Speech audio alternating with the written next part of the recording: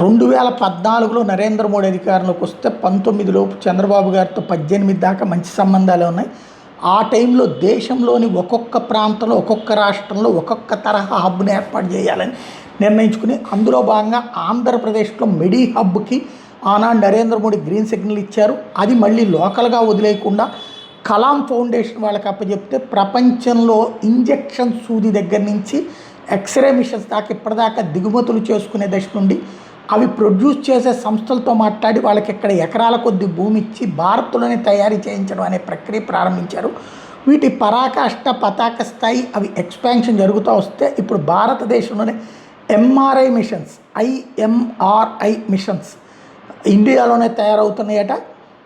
ఇది కీలకమైనటువంటి అంశం. డయాగ్నోస్టిక్ కాస్ట్ దీంతో 50% తగ్గేటటువంటి అవకాశం ఉంది అన్నటువంటిది అంచనా వేస్తున్నారు. ఇది ఇన్ఫ్రా వాళ్ళు అధికారికంగా చెప్తున్నటువంటి లెక్కలు అన్నమాట.